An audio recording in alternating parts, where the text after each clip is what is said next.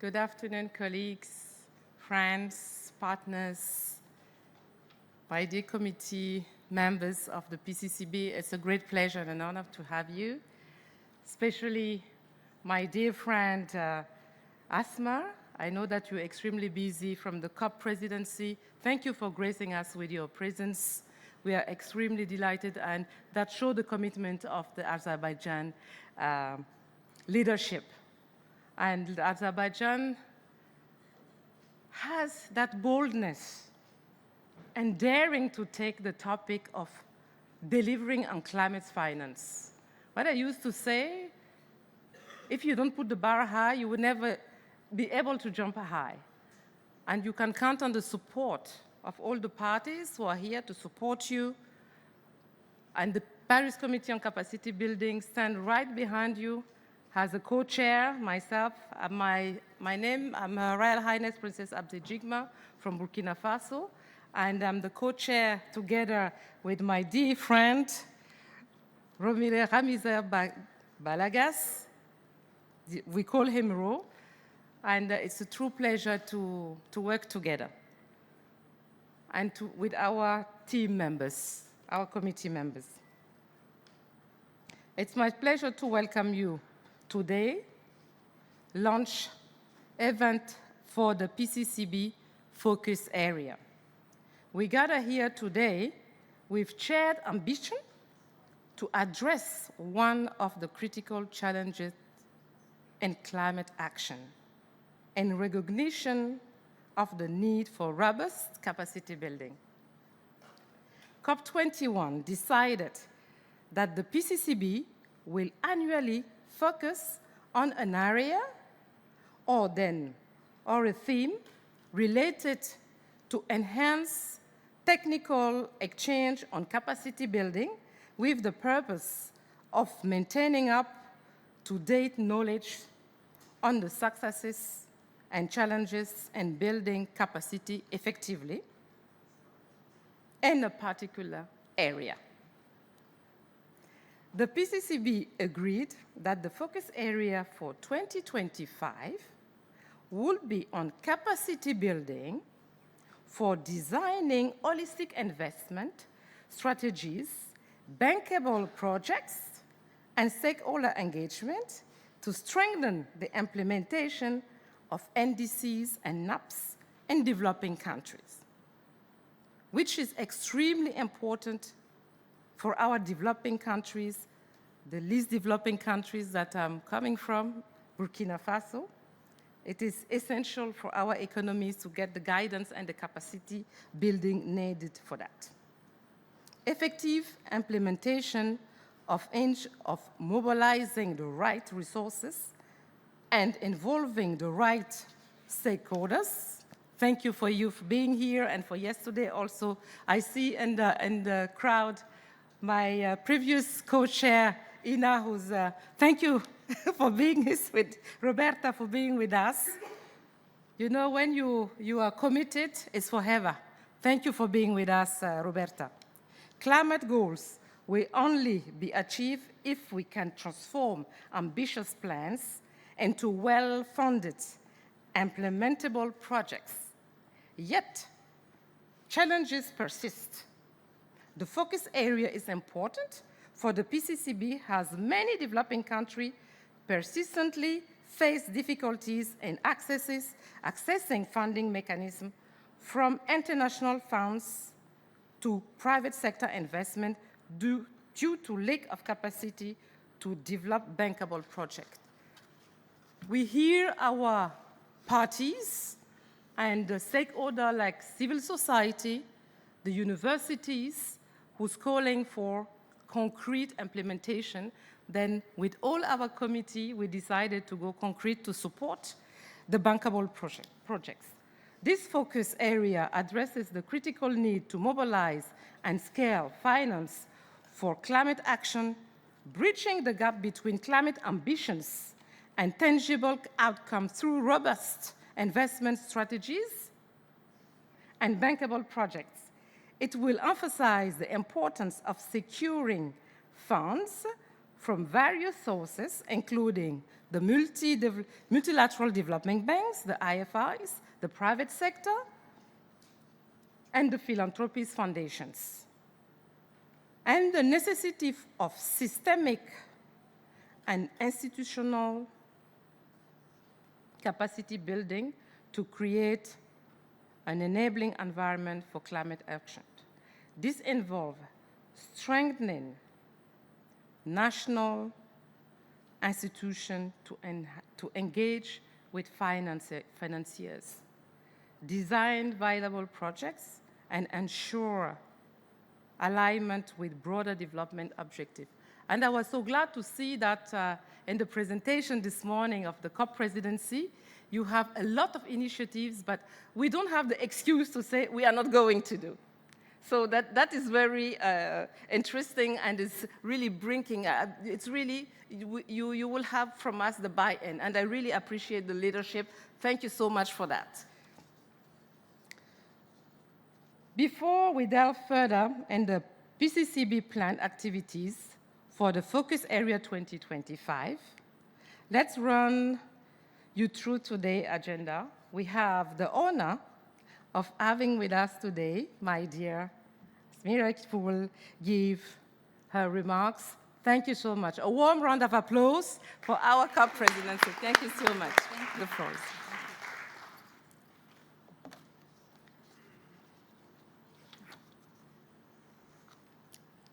Distinguished co-facilitator, Ms. Abja Jigma and Mr. Ramir Ramirez, members of the IE Paris Committee on Capacity Building and representative of the parties and constituencies, if we have. Ladies and gentlemen, as we gather here this week for 29th session of the Conference of Parties, I am deeply honored to address you on behalf of the COP29 presidency at the launch event for the PCCB's focus area for 2025. I would like to take this opportunity on behalf of the COP presidency to express my heartfelt gratitude to all of you for your unwavering commitment to advance our common efforts in combating climate change. I would also like to thank the co-chairs and members of the PCCB whose continuous commitment has strengthened climate action under the UNFCCC. Dear friends, Azerbaijan is honored to host this year's COP, and we are committed to delivering a transparent, impartial, and inclusive COP. As declared from the very early stages of COP29, we are guided by the two broader tenets: enhancing ambition and enabling action. Throughout the year, we have worked across two parallel pillars that are mutually reinforcing. In these 2 weeks, we are committed to do our utmost to contribute to climate action and ensure that the outcomes of this year's COP are both successful and instrumental in making tangible progress in addressing climate change. And as a COP29 presidency, we recognize the importance of capacity building as means of implementation. Capacity building is essential in enabling developing countries to adopt and implement sustainable practices, reduce greenhouse gas emissions, and adapt to climate change impacts effectively.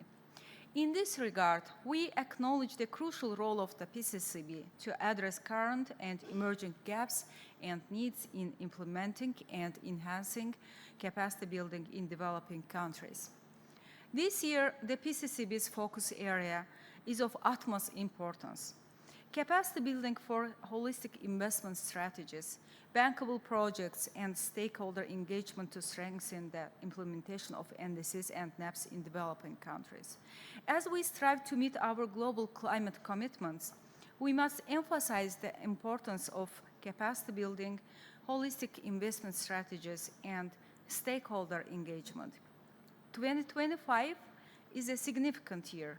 Parties are due to submit new NDCs, which will need to act as blueprints for investment and long-term sustainable development. This is especially important in developing countries who often bear the brunt of climate impacts, despite contributing the least to the problem. Therefore, this is a timely discussion to build momentum from COP29 and through 2025. Capacity building is central to achieving the goals of the Paris Agreement, which place great emphasis on climate-related capacity building for developing countries and requests all developed countries to enhance support for capacity building actions in developing countries.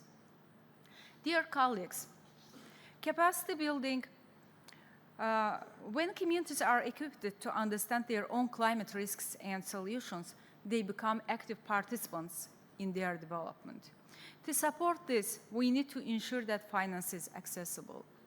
This year is widely seen as the Finance Cup, and we must recognize the importance of holistic investment strategies. This investment in climate action must be comprehensive and multifaceted, built with partners and financed through blended finance, including NDCs, the private sector, and philanthropic foundations. This brings me to my final point, the importance of engaging stakeholders. The PCCB has worked across the UNFCCC to support the design of viable projects and ensure alignment with broader development objectives. We must recognize that no investment strategy can succeed in isolation. This is why engaging stakeholders, governments, businesses, civil society, and local communities is essential for the successful implementation of NDCs and NAPs.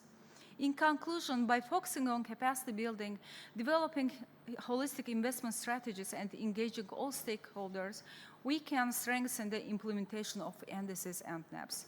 I look forward to hearing the contributions of all those here today and urge parties and non-state actors to reflect on the discussion and next steps. I thank you. Thank you, my dear. Thank you so much. Thank you so much. My dear friend, this is, I think we go beyond our roles, and I think that at some point we're all human beings and we're brothers and sisters. That is why we're fighting to make sure that we can have the necessary funding to support the different projects and committed people willing. Thank you for being part of the willing people team. So before I continue, I wish to acknowledge that if my colleagues from the PCCB committee can stand up. We have Kerisha, please, and Cecile. If you can stand up, that Farah, please, if you could stand up. Those are our colleagues. So, but during COP, so we will, you can reach out to them. We have our focal point on gender, Samira, who's online. We send you our warm regards and thank you for your leadership, Samira. On gender, we really, really appreciate. After that fantastic remarks, it's really overwhelming. And I was in the panel yesterday organized by UNIDO. And it's fantastic to see that the mechanism of the GCF start hearing. Because our parents, they give us the voice, but we need to shout louder how to get the fundings to be able to implement. Then I invite everyone to shout louder, of course, in a diplomatic manner, of course, to make sure that the policies will be delivered in the proper manner, because governments need policies to be. It's not because it is legal that is right. Sometimes it can have a huge impact on life of people.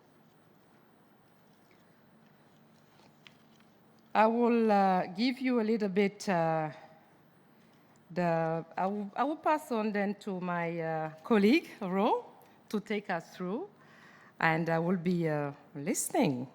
Over to you, my dear co-chair. It's a lovely to co-share, you know, we are family with a lot of respect for each other and strengthen each other. And I think that is the spirit of COP that we should have, and supporting each other, even if we make some wrong steps or whatever we need that is the common will who counts.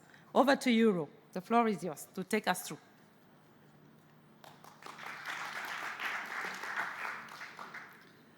Thank you, my Madam Co-Chair. It is a delight always to work with you.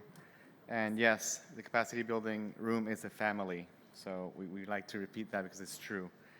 Also, thank you to the COP presidency, Asma, for your great message, a very well and pointed focus about our focus area, which I now intend to provide you a little bit of information of our planned activities throughout next year. And then just also to let you know what's next after that, we will hear from the Director of Means of Implementation, Sophie de Konik, to provide some closing remarks after I presented you some our plans for next year.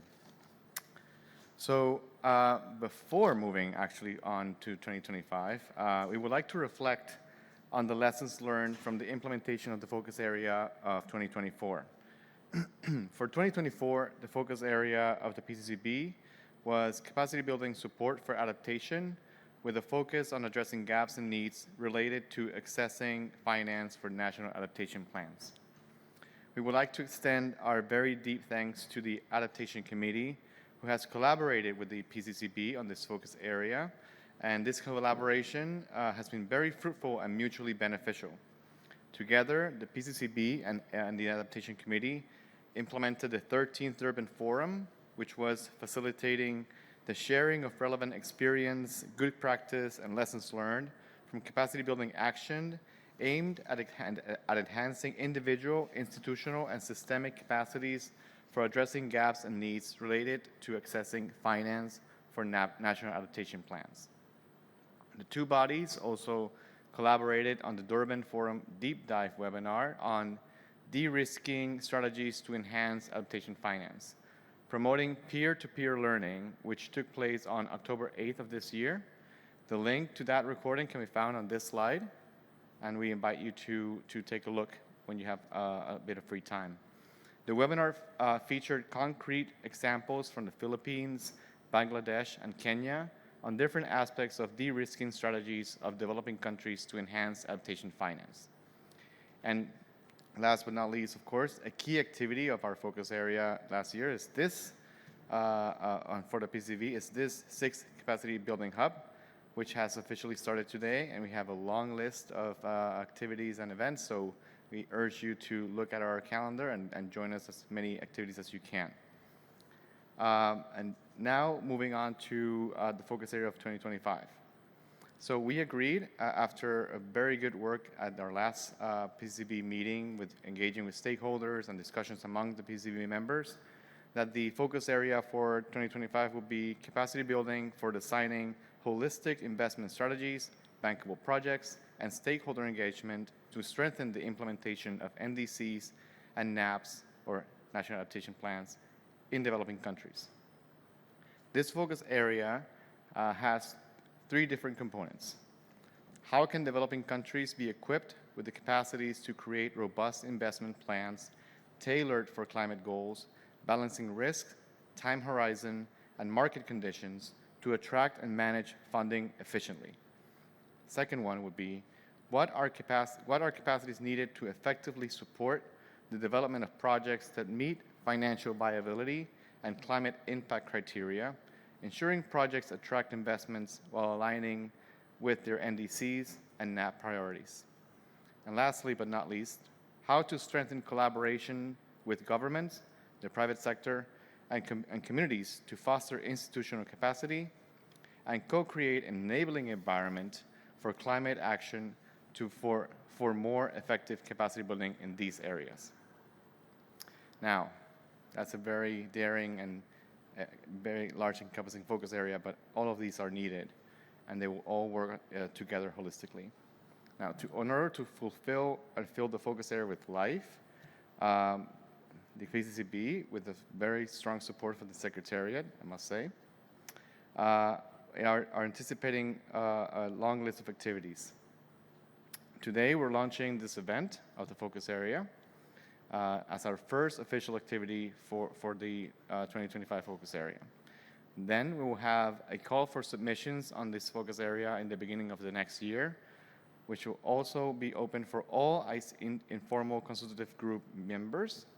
We will communicate when the call opens, and hope for active participation by other constituted bodies and the financial mechanisms. We will hold the 14th Urban Forum, which will take place during the SB 62nd session. We will have another deep dive webinar focused on this area around September, October of 2025. We will have a series of events during the 7th Capacity Building Hub at the next COP.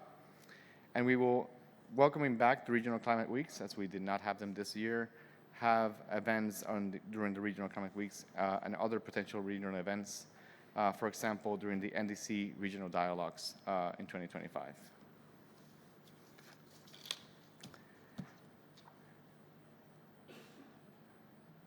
Yes.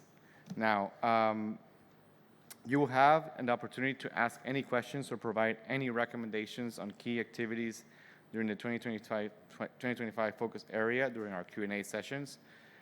With this, and without further ado, I want to pass it over to my colleague Carisha from the PCCB. And she will now moderate the panel of discussions on capacity building for developing bankable projects and investment strategies as a key enabler for climate action. The floor is yours, Carisha.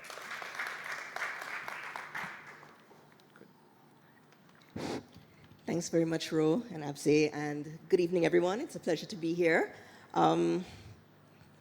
Let me start by inviting up our panelists for this evening, and we'll have hopefully a very rousing panel discussion, and you'll then, as Ro said, have an opportunity to ask some questions thereafter. Okay, so with us today we have Frederick Maniaka, who's a member of the Least Developed Countries Expert Group. Is Frederick here? Please inviting you up.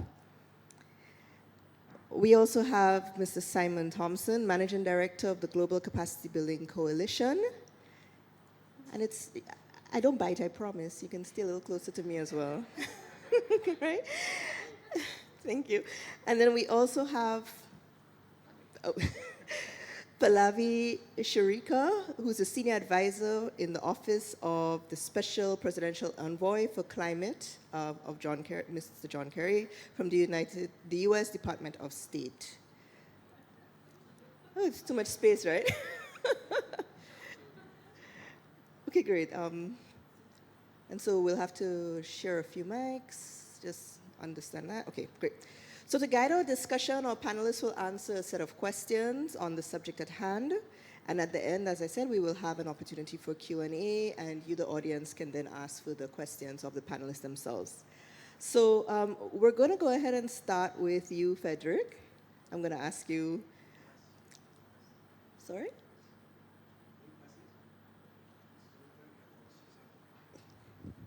I want you to pass it to my colleague. I was just opening my okay, no problem. Yeah. All right, well, in that case, Simon, since you're closer to me, we'll start with you. And so, what key factors do you think make climate projects bankable, and how can capacity building efforts equip developing countries to design projects that attract diverse sources of climate finance? That's a big one. It's a big one, but I'll try and. You asked us to be rousing, so I'll try and be rousing. So the good news is, and I think this has been visible at a lot of the events today. At every COP, the private finance sector is becoming ever more willing to fund investment. The sums that are being invested grow every year. Unfortunately, the sums that need to be invested also grow every year. So one of the figures that's been much talked about today, actually was talked about at the event earlier in the capacity building hub that we were helping with, is the $2.4 trillion per year by 2030 needed to mobilize climate finance for mitigation and adaptation in emerging markets and developing economies.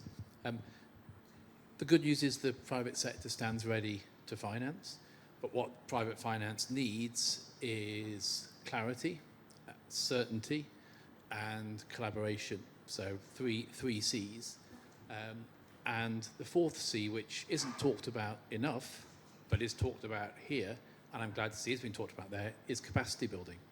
and bringing that together. Maybe we'll come to that in a moment. So on clarity, so very briefly, the finance sector is looking for much greater detail in the more ambitious NDCs that we hope to see next year, the national adaptation plans sort of as well, that sort of go beyond the level of countries and transition plans to look at sectoral pathways, much greater understanding of national and subnational investment priorities, both for the public sector and for the private sector. Because remember, financial institutions don't finance NDCs, they finance something within the NDCs, and private finance has a huge range of different institutions, banks, insurers, investors, and so on, all with different risk appetites, some of which are very patient capital providers, some of which are looking for much shorter term returns. So the more detail, the more clarity that in those NDCs and national adaptation plans, the easier it is for the private sector to deploy capital to support those. So that's clarity. Certainty, and it's been talked about a lot around sort of policy certainty and stability, because of that sort of political risk, the risk of regulatory and policy change weighs heavy when you're deploying capital over a long period of time.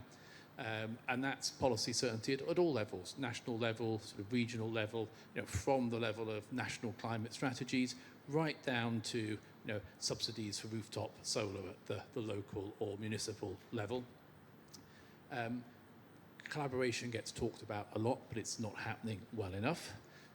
But then let me, I think for the audience here, let me just finish on the fourth C, capacity building. So I think this is one of the things that can really help both unlock climate finance and also bring the worlds of public finance and private finance, finance and the real economy together. And in fact, and we have to do that.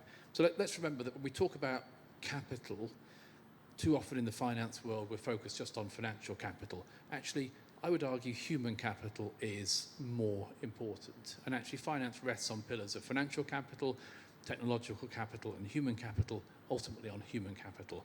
And we don't focus enough on that. So the role of the Global Capacity Building Coalition, the new body that I work for, is to build the institutional capabilities and the individual expertise and skills, the competence of finance professionals, so that we get to the point, and this is a big goal, where every professional financial decision takes account of climate change. So that's every banker, every investor, every insurer, every accountant, every lawyer in every financial institution everywhere in the world.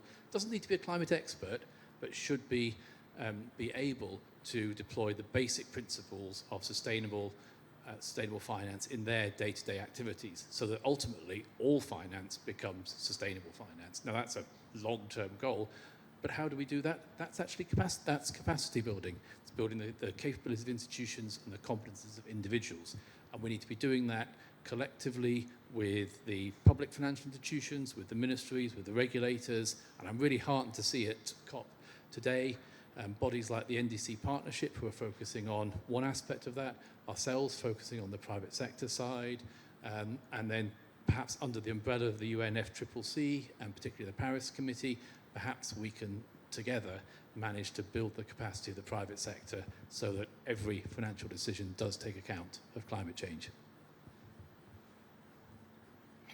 Thanks very much for that. I love the 4 C's. I hope everyone took note of the 4 C's. They were clarity, they were collaboration, they were, what was the third one? Certainty, and then we had capacity building. All right, so we have our 4 C's to leave here with this afternoon. Pallavi, I would like to ask you the same question. I would love to hear your thoughts on that, if you will. Do I need to repeat it, or are you good? Yeah, absolutely. And hi, everyone. It's really great to be here. Maybe I'll answer your question in 3 different ways. So the first is thinking about what is needed on the capacity building side to develop bankable projects. So in that regard, picking up on Simon's point on human capital, when we think about an adaptation project, what is it fundamentally? There is a climate risk, so we have to identify the climate risk, and we need to figure out what is the intervention that ultimately manages that climate risk. it sounds simple, but in practice this is quite challenging, right? We need the capacity in countries, particularly in developing countries, to have access to the climate data and be able to understand that climate data in a way that makes sense, and then be able to articulate the risk coming from that climate data. So that's part of the capacity building side of it. We also need to be able to distill what that intervention is in a really clear way. And here, that's where ministries of environment and ministries of finance in particular need better collaboration and coordination, because often the environment ministries are really well suited to talk about the risks, but not well suited to talk about how to manage those risks in a financially sound way. And the finance ministries don't understand those risks, but are very well suited to come up with the interventions that might manage risks. So there needs to be that better collaboration. And so in that regard, one of the programs that was launched now 2 years ago is the Resilience, Adaptation, and Mainstreaming Program, RAMP. And that's really focusing in on the capacity within ministries of finance to understand climate risk and then be able to plan for that risk in their development plans in particular, and then also developing the capacity across a university system, because it doesn't just help to build capacity in a single ministry. We really need to create a workforce of students that are also understanding this. The second way I'll answer your question is from the private finance side, which is that I think private investors need to be better at understanding and reimagining their returns. When we think about adaptation for a long time, we think about the cost of inaction, but that has never seemingly been a compelling reason to then invest. So I think we need to distill cost of inaction into material damages that they might face in order to actually make it onto the balance sheet of private investors.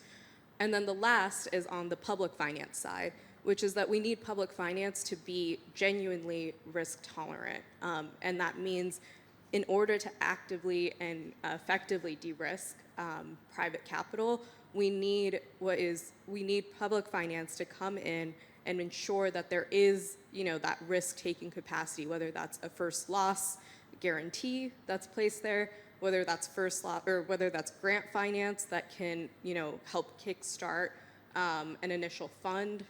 For example, the Africa Adaptation Initiative launched a food security accelerator in partnership with UN Capital Development Fund and with support from the State Department. And that fund has $45 million in grant finance. And it's not coming in increments of 1 million, 2 million, or 5 million. It came as a full tranche of 45 million. And that was important because unless you actually have a sizable investment to begin with, you're really not going to even get into the door or be able to speak with other financiers. So having that, stability or clarity, including from public capital, I think is helpful to being able to actually bring in and crowd in the private sector and create those bankable projects at the end of the day. Thanks very much. Some more powerful thoughts. I really picked up on the breaking down the silos, especially between ministries, like environment and finance. That's a really big one. And then the collaboration, I see coming back, between public and private capital and how important they are to each other in this fight. So thank you very much for that. Frederick, so I hope you're ready for me now. Okay, so I'm going to ask you, as a member of the LEG, what ongoing capacity building activities of the LEG that do you think the PCCB can be doing to complement, based on our focus area between the LEG and the PCCB? So, just to repeat, in terms of ongoing capacity building activities of the LEG, that the PCCB could be complementing as it relates to our focus area. Oh, thank you very much, Madam Moderator. And on behalf of the LEG, let me respond to a question as follows. Capacity building and capacity development remain essential for the least developed countries, particularly towards implementing the Convention and the Paris Agreement. The LEG was formulated in 2001, and its mandate is to provide technical guidance to the LDCs in the process to formulate and implement NAPs, and as well as implementation of the LDC work program. The LEG is also mandated to provide guidance, technical guidance and advice in accessing funding from the GCF and for implementation and the formulation of the NAPs, together with the GCF Secretariat.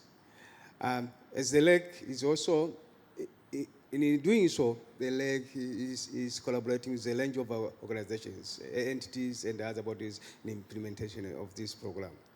In its 2024 work program up to 2025, the LEG have some activities where the PCCB can come in to complement, as you asked. One of these activities is to support the LDCs in the implementation, particularly the issue of data gaps. Most of the LDC do not have data, and we find some of the projects are not funded, not because the problem is not there, but the data to substantiate that problem for funding is missing. And even the way they are archived, the way of processing those data is also a big challenge. And then the PCCB can come in to provide support and advice to the LDC, particularly in addressing on the idea and the principle of the formulating the NAPs. You know, as a LEG, we have put in place some principles that you need to be followed in implementation and also formulation of the NAP. So the PCCB can come in to support LDC in doing so.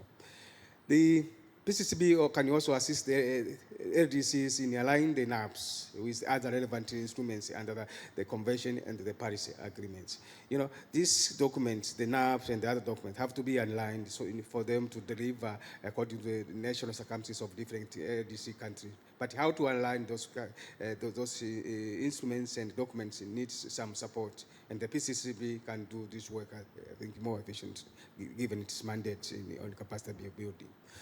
The PCCB can also build the capacity to facilitate the implementation of the NAP, which includes the capacity for programming and large amount of funding into the project, and they also program as well as for absorbing those funds.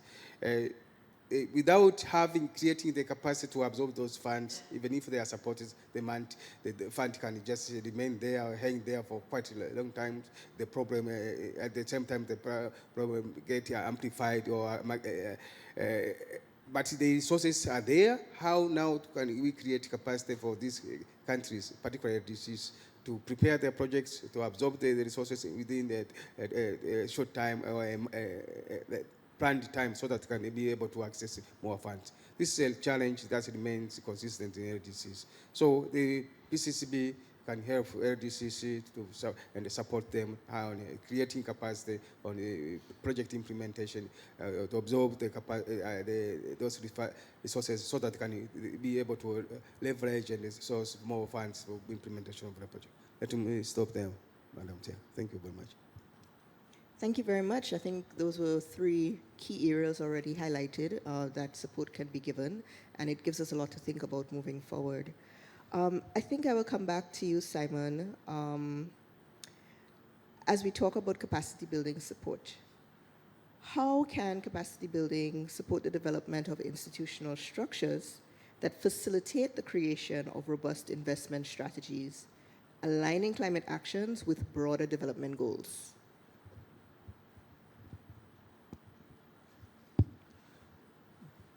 Thanks. So I'm very thoughtful about sort of institutional structures as such, and I'm not sure we're trying to. There's lots of different institutional structures out there, and they all exist for good reasons because they fulfil a perceived need in the marketplace. But I think too often and I'll come to it was the third of my fourth C's. Those institutional structures are siloed.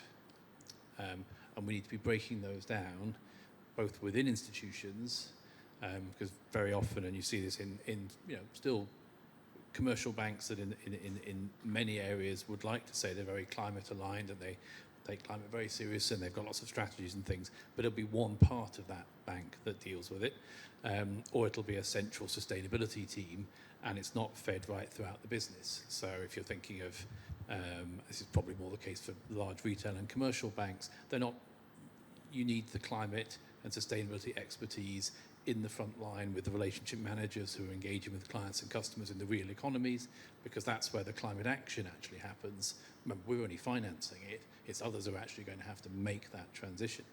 And what we often forget, I think, and certainly we do forget this in the finance world, is that when we're talking about, and when we roll the jargon out about transition to net zero and so on, what we're really talking about is the transition of almost, or the decarbonisation and transition of almost every economic entity, every economic activity everywhere in the world on an accelerated timescale. So the need for finance to be supporting organisations of all sizes, big and small, everywhere in the world is huge, and that comes back to my point about needing every professional financial decision, every financial product and service ultimately has to be sustainable and lead towards that, and work with clients and customers to lead them on their sustainability journeys. So I think rather than build sort of an institutional structure and say, here's the perfect model, I think it's a many flowers bloom approach, but make sure those structures are as open as possible so that we can bring in the public finance side, the ministerials, the official sort of regulatory side, the policy side as well. Needs to avoid silos within institutions, but avoid those silos that has public sector here, private sector here. I don't think that model actually reflects the way a lot of the world works. A lot of commercial financial institutions do have large public shareholdings too. I mean, even in the UK, where I come from, Scotland, the Royal Bank of Scotland is still has a large taxpayer holding, admittedly for the wrong reasons, because it didn't do very well in the private sector. But in other countries, it's quite a common model, and it actually works quite well. So I probably didn't quite answer I answered the question, but maybe in a different way. So I hope I answered the question. So I think that's important to note that there's always different perspectives and different things that we can pull from the same topic. So your perspective is really important, and thank you for answering the question in that way. Pallavi, I will go to you, and I will also ask you for your thoughts on how capacity building can support the development of these institutional structures. Yeah, maybe I'll do micro and macro. So at the micro level, I think that, often in this process and in the discussions that we have here, we're speaking at the national and global levels. But most of the adaptation that's happening is happening at a local level, right?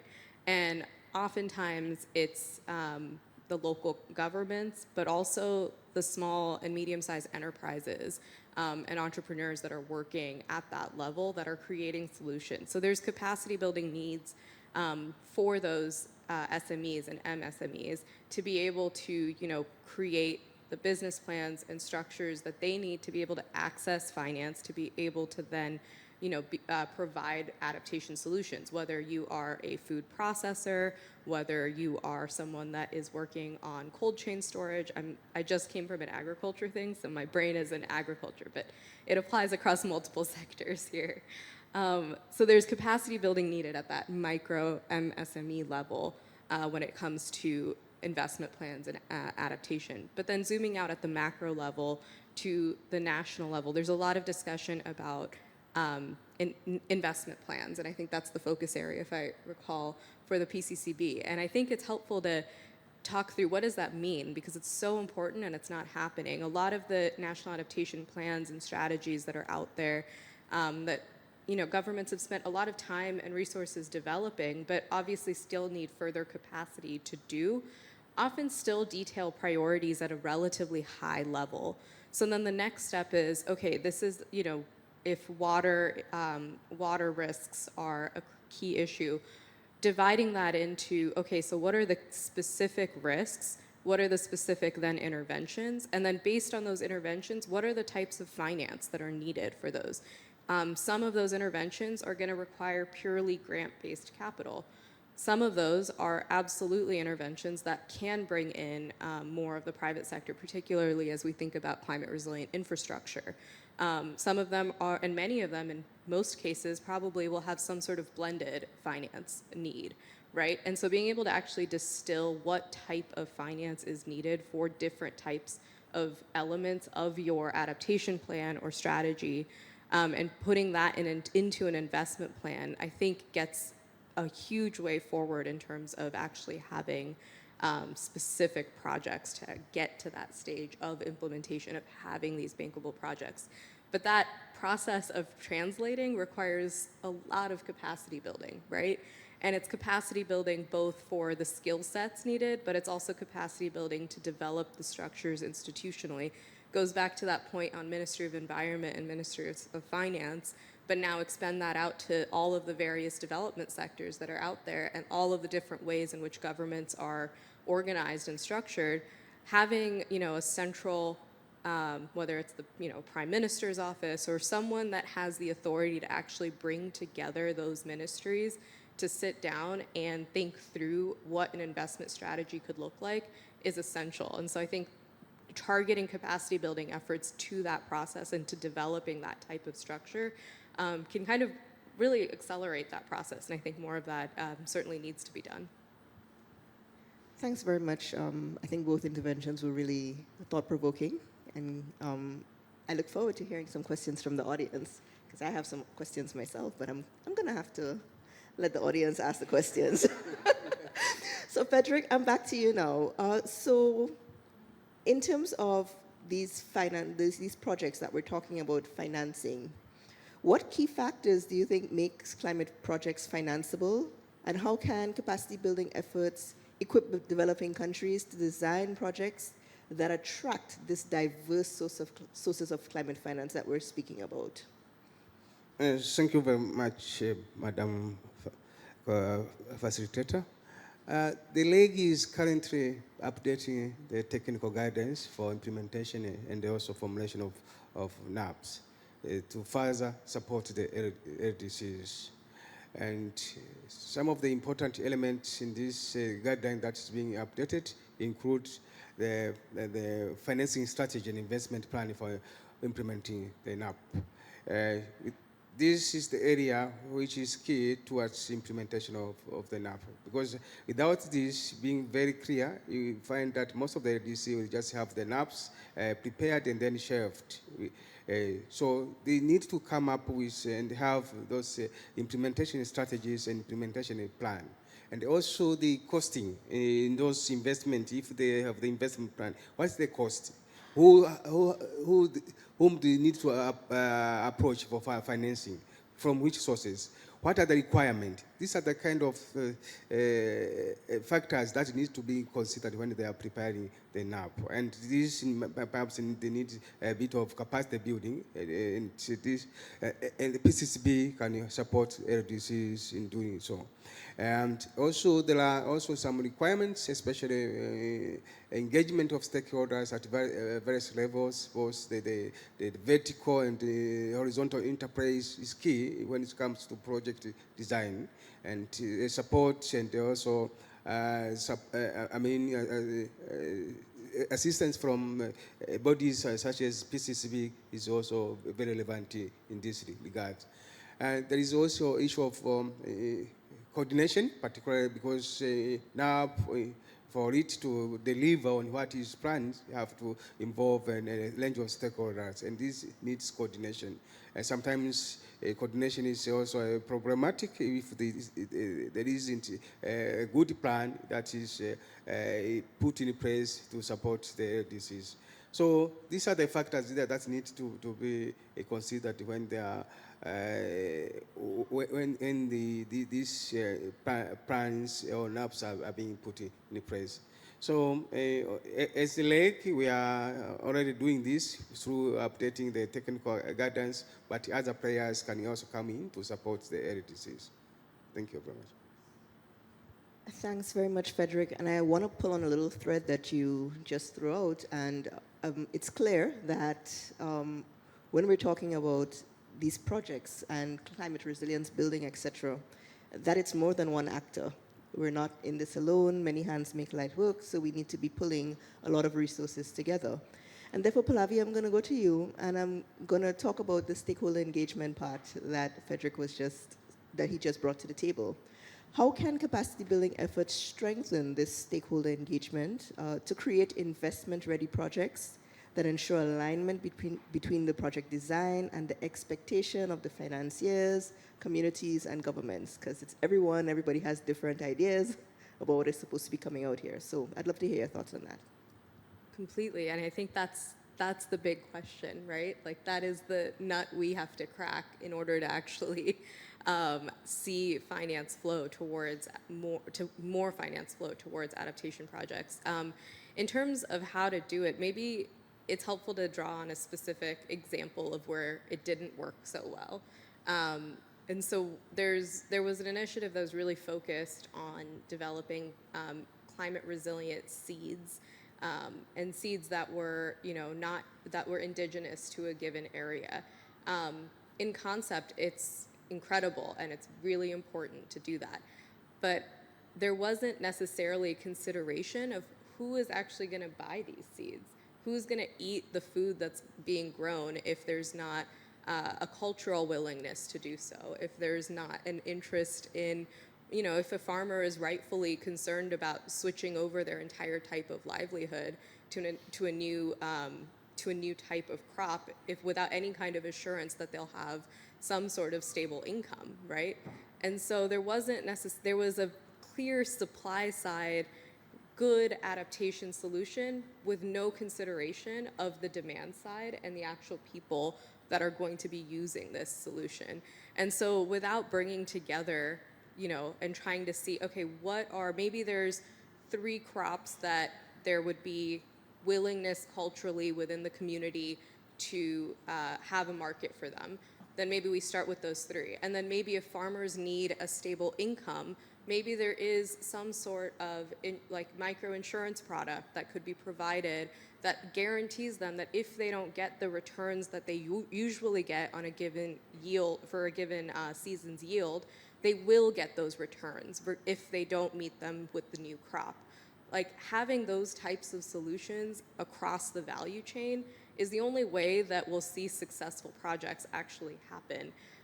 Because without that, at the end of the day, then you're putting out a lot of solutions that no one's actually using. And then there's continuing impacts and hardships that are on the ground that aren't being addressed. So I think it's not a very concrete answer to your question because it's a really challenging puzzle. But I think one of the areas of capacity building is identifying at a project level, at a strategy level, what are the stakeholders, like what is the actual stakeholder mapping that needs to be done, and not doing that at a general level, like, oh yes, we need the Ministry of Finance, we need the Environment Ministry, but who is the person in the Ministry of Finance that's responsible for identifying microinsurance and solutions for that country? Getting that person into the room and getting to that specificity, I think is going to be really critical. Thanks very much for that. Simon, I'm going to turn to you to hear your thoughts on this.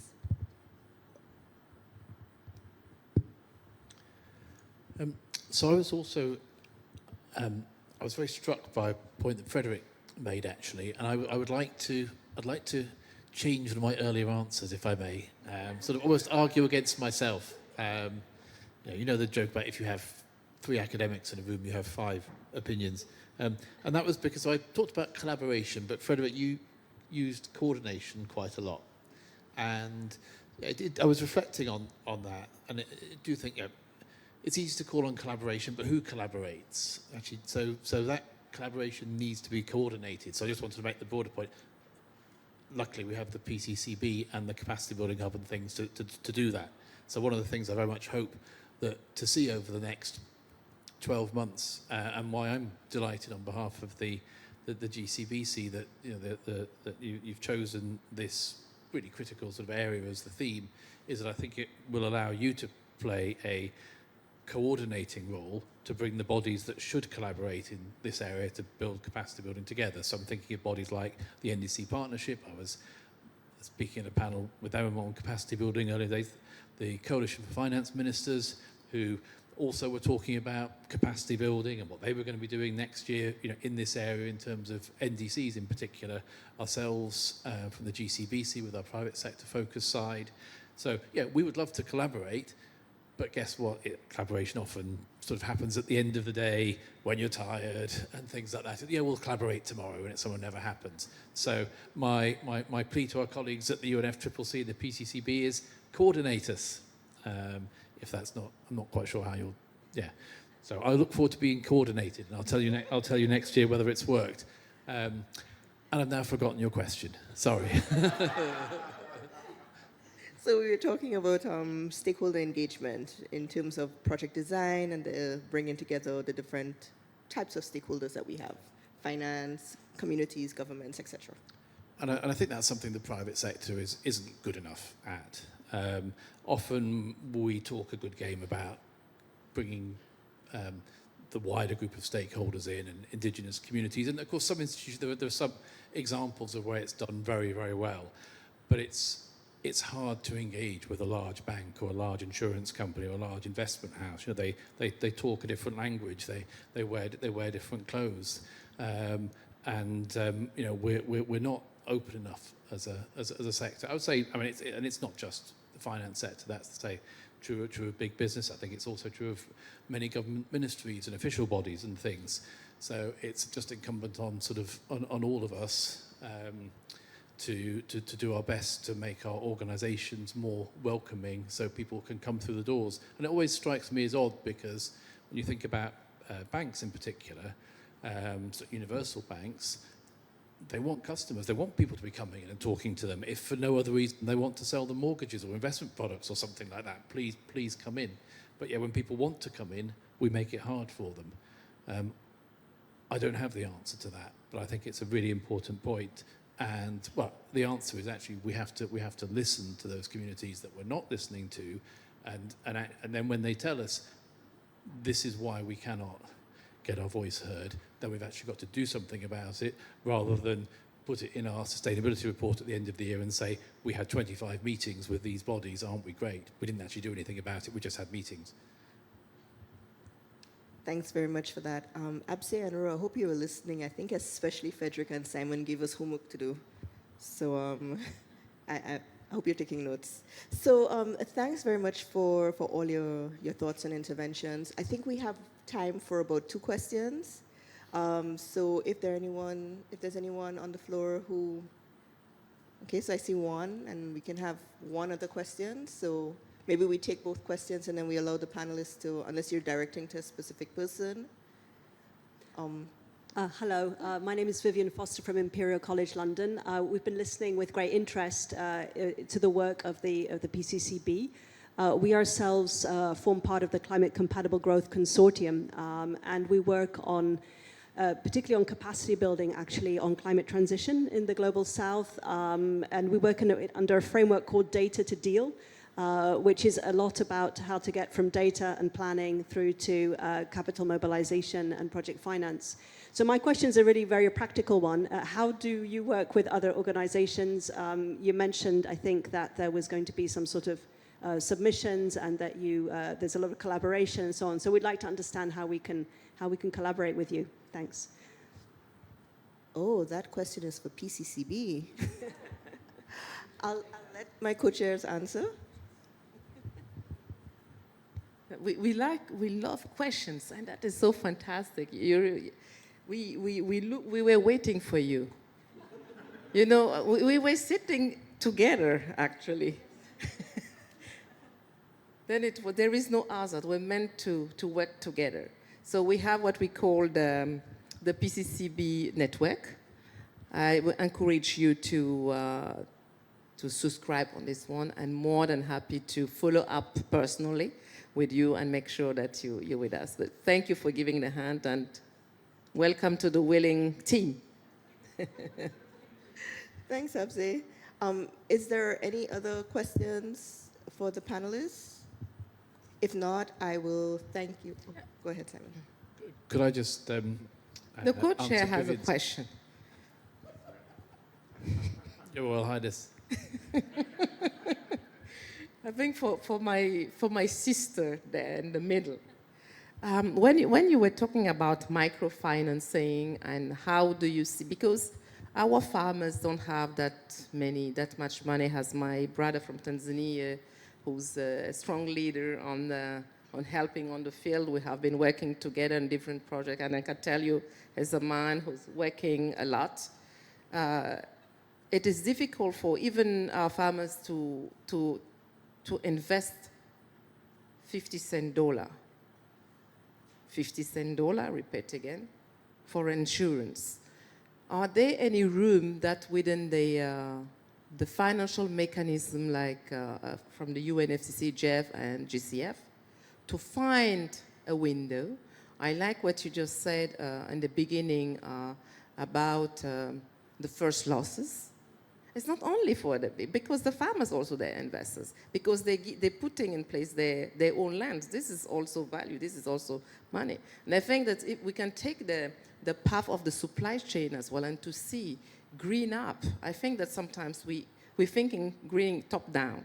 But I think if we go bottom up, just an idea, and my dear sister, let's see how are you seeing that and what can be the pathway, a proposal from philanthropies, from governments, to see how they could support the projects from my brother from Tanzania, and the LDCs. Thank you so much. I hope I can answer. Thank you. Pallavi, Thank you, Madam so Chair.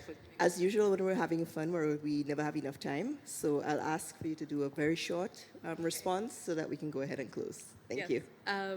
It's an excellent question. I think that it's hard to, I don't know the exact mechanisms of the exact funds, but what I do know is that there is more and more work happening to develop intermediaries that can go from the big, insurance providers that can work with farmers at the farmer level, or I think what's probably more effective is at the cooperative level.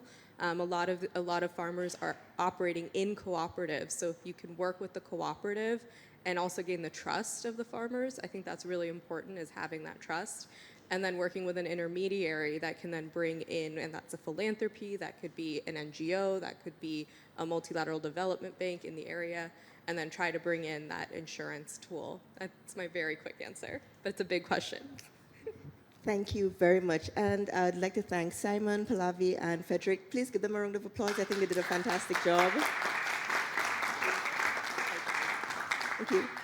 And so we're going to go ahead and close now. Thank you very much for your participation. And I would like to invite our Director of Means of Implementation Division of the UNFCCC Secretariat, Sophie DeConnick, for her closing remarks. Thank you. You can go ahead.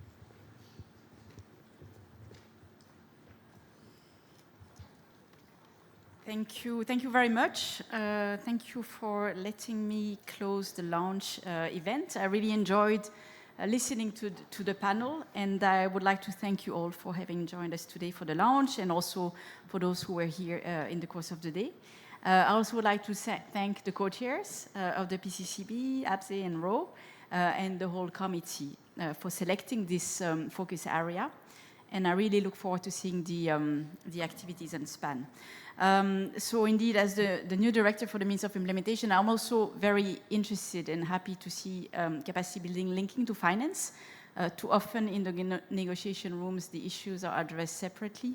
And this is an opportunity to actually indeed make those linkages, as well as with other issues that are of relevance: technology, mitigation, adaptation, transparency, and many more. But really, capacity building and finance go well together. So we all know the challenges of accessing the finance, and I think that the countries can really benefit from this deeper dive to the capacity building, including the learning by doing. We mentioned a workshop, but we also mentioned that it's important to share the experience. We had a colleague from Tanzania. Recently, City of Tanzania issued the first, I read, municipal water bond. I think that's with the city of Tanga. I think it's one of the first of its kind, and that's the kind of example that we can all learn from. And then, really, we talk about replication and scaling up. Those are tangible examples that are out there, and that we don't necessarily hear being spoken about in this forum.